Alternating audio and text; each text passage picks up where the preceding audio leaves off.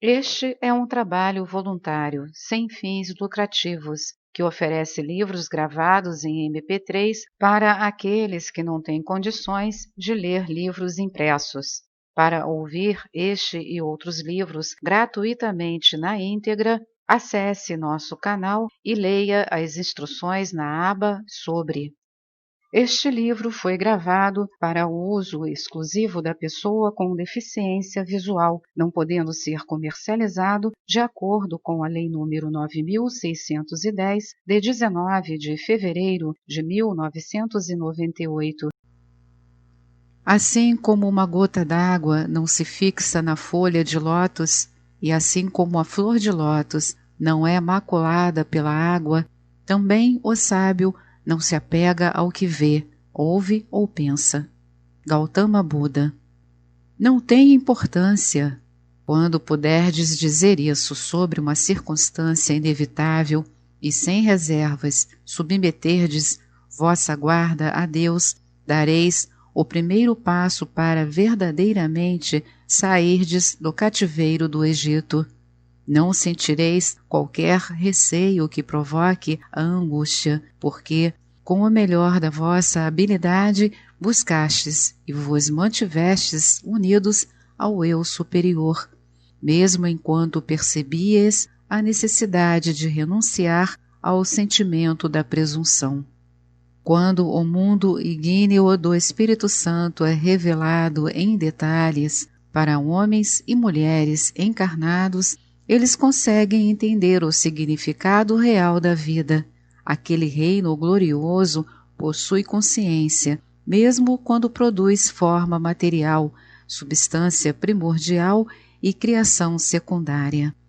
Aqueles que distinguem o mundo igníneo da Terra veem as salas de aula daquele mundo, os ângulos geométricos da criação, os círculos intermináveis das atividades que se repetem e as nobres aspirações da manifestação tripla, e reconhecem a necessidade interior de se manterem em conformidade com a realidade. E quando compreendem que as apreensões da determinação espiritual são reforços necessários para a batalha pela superação do transitório, estão na estrada da vitória. Mesmo assim, precisamos planejar a ofensiva muito antes de estarmos aptos a executá-la. Libertai-vos do cativeiro autoimposto. Um dos fatos mais tristes da existência humana é o de alguns indivíduos, devido à presunção e insensibilidade material, rejeitarem as instruções necessárias que lhes dariam a liberdade, não somente no último minuto, como também aqui e agora. Em vez disso, eles se permitem permanecer presos ao cativeiro, que continuamente tem feito com que suas alegrias sejam derramadas da taça da vida. Mas o céu é tanto subjetivo quanto objetivo, por isso ouviu-se o clamor para que os primeiros sejam os últimos e os últimos sejam os primeiros. Que os homens assegurem-se, então, de que não perderão a coroa de glória. A vida temporal não tem contrato ou garantia e pode terminar a qualquer momento. Ocupar-se em alcançar a bravura e a realidade espirituais é a única atividade na qual a alma deveria estar envolvida. Sem se dar conta do que fazem, inúmeras pessoas rejeitam atividades genuínas do Espírito Santo que permitiriam que suas almas se tornassem valorosas. Em vez disso, optam por se deleitarem nos mercados de diversão do mundo ou nos fenômenos psíquicos. Existem muitas recompensas na verdadeira espiritualidade que justificam o fato de os homens voltarem a atenção para os ensinamentos superiores. Como o conhecido pote de ouro no final do arco-íris, esses ensinamentos têm sistematicamente atraído os homens para o ouro do eu superior. E estou certo de que sabeis que nem tudo que reluz no campo dos chamados estudos esotéricos é ouro. Mas deveis orar se desejais vos livrar do cativeiro que impusestes a vós mesmos. E se o fizerdes, reconhecereis o potencial que tendes para dotar as nações de liberdade imortal. O mundo anseia por liberdade individual e espiritual. O caminho do Cristo é caminho de vida, verdade e amor. É caminho de fé, esperança e caridade.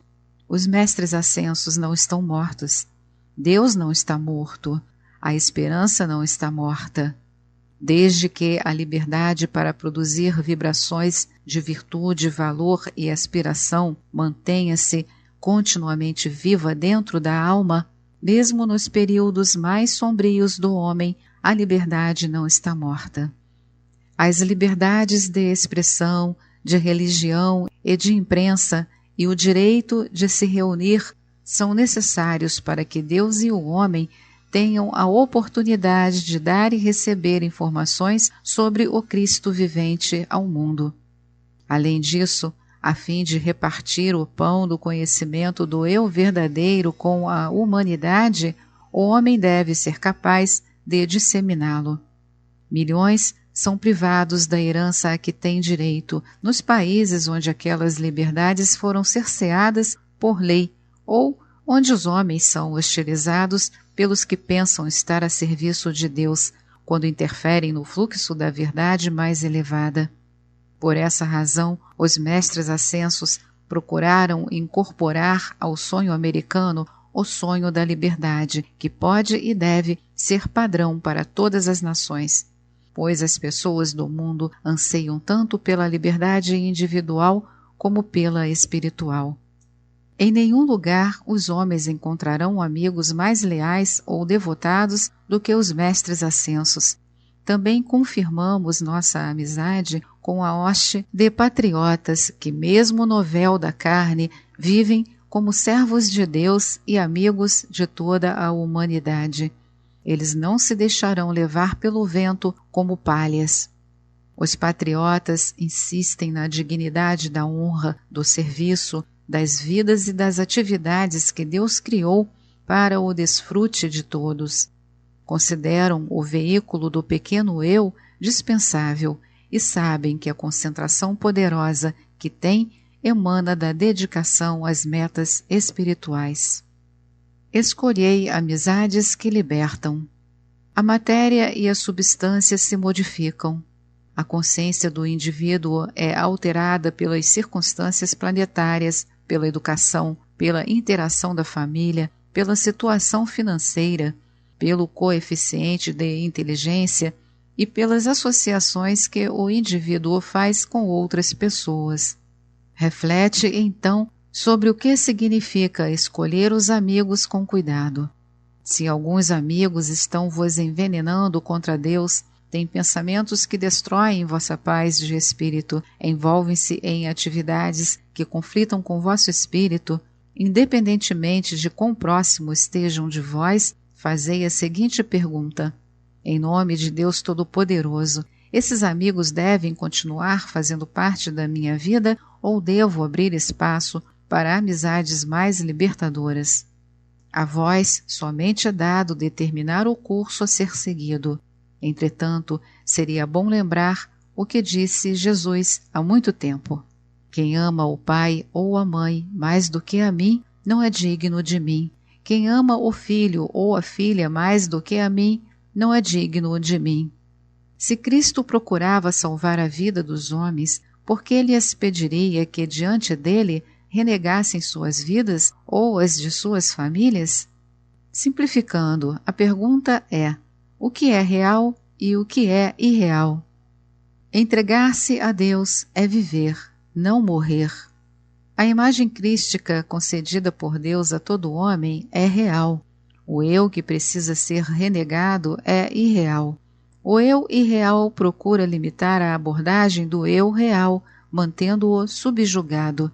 Portanto, Ismael, filho de Agar, a escrava, não deve ser comparado ao filho da promessa. No mundo da forma, o altar do ser é a eira do Altíssimo, o debulhar do grão é a purificação de Deus, que purifica o ouro da alma, trazendo-o para a superfície, para que seja mantido no cofre da realidade. Muitos que leem sobre a realidade não compreendem a responsabilidade que têm, enquanto estão encarnados, de fazer o melhor uso possível das oportunidades que a vida lhes concede. Entregar-se a Deus é viver, não morrer. É a beatificação da alma, é a esperança, são as asas da mente voltadas para o alto, em direção à leveza das realidades celestiais. Ali não há espaço vazio. Todos os habitantes do cosmo, espíritos ministrantes, anjos, seres e mestres cósmicos, com toda a realidade resplandecente que têm e como parentes mais elevados de todo homem, erguem suas oferendas de eterna graça para purificar e libertar da escravidão as almas dos homens. Que escola maravilhosa é o planeta Terra! As pessoas podem rir dos seus infortúnios, mesmo quando longas sombras cruzam-lhes o caminho. Os homens devem aprender a estilhaçar o cativeiro e considerá-lo um inimigo.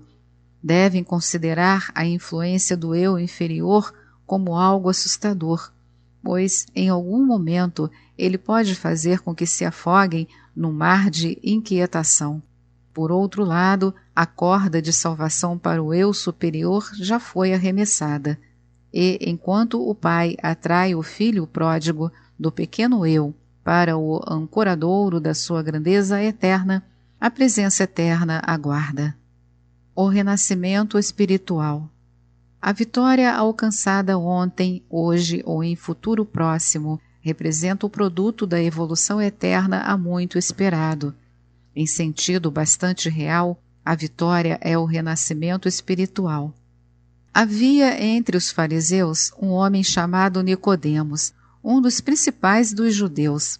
Este foi ter de noite com Jesus e disse: Rabi, sabemos que és mestre, vindo de Deus, pois ninguém poderia fazer estes sinais miraculosos que tu fazes, se Deus não fosse com ele. Jesus respondeu: em verdade te digo que quem não nascer de novo não pode ver o reino de Deus. Perguntou-lhe Nicodemos: como pode um homem nascer sendo velho? Poderá voltar ao ventre da sua mãe e nascer? Jesus respondeu: em verdade te digo que aquele que não nascer da água e do Espírito não pode entrar no reino de Deus. O que é nascido da carne é carne, mas o que é nascido do Espírito é Espírito. Não te maravilhes de eu te dizer, necessário vos é nascer de novo. O vento sopra onde quer, e ouves a sua voz, mas não sabes de onde vem, nem para onde vai. Assim é todo aquele que é nascido do Espírito. Nicodemos perguntou: como pode ser isso? Jesus respondeu: tu és mestre em Israel, e não compreendes estas coisas? Em verdade te digo que nós dizemos o que sabemos, e testificamos do que vimos. Contudo, não aceitais o nosso testemunho. Se vos falei das coisas terrestres e não credes, como crereis se vos falar das celestiais? Ninguém subiu ao céu, senão o que desceu do céu, o Filho do homem que está no céu. Assim como Moisés levantou a serpente no deserto, da mesma forma importa que o Filho de homem seja levantado, para que todo aquele que nele crê tenha a vida eterna. Porque Deus amou o mundo de tal maneira que deu o seu Filho unigênito, para que todo aquele que nele crê não pereça, mas tenha a vida eterna. Porque Deus enviou o seu Filho ao mundo, não para que condenasse o mundo, mas para que o mundo fosse salvo por ele. Quem nele crê não é condenado, mas quem não crê já está condenado, porque não crê no nome do unigênito Filho de Deus. A condenação é esta: a luz veio ao mundo, e os homens amaram mais as trevas do que a luz, porque as obras deles eram más. Todo aquele que pratica o mal aborrece a luz, e não vem para a luz, para que as suas obras não sejam reprovadas. Mas quem vive de acordo com a verdade vem para a luz, a fim de que se veja claramente que as suas obras são feitas em Deus. Essas palavras significam que o homem não é apenas terreno, mas também produto de suas aspirações celestiais. Identificai-vos com as esperanças de Deus. Deus tem esperança na alma. O homem precisa identificar-se com as esperanças de Deus. Então, como o badalar de um grande sino, o dobre para a morte do eu finito não emitirá qualquer som lúgubre, mas, ao contrário, para a alma tocará as cadências da imortalidade. Por meio dessa cadência, o homem compreenderá o significado áureo da realidade e os mundos desconhecidos também lhe serão revelados.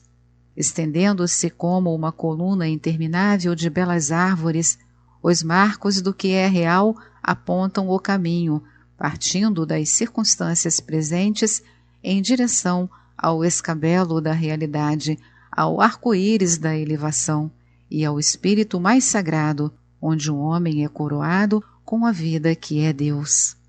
Eu, que fui o Francisco de outrora, que amei a terra, o mar e o céu, continuo sendo o irmão que anseia pelo que há de melhor em todos vós. Permite que eu assine como dantes, simplesmente Francisco. Esta é mais uma edição do canal Livros Falados Voz Humana. Que o bem, o bom e o belo se multipliquem em benefício das criaturas.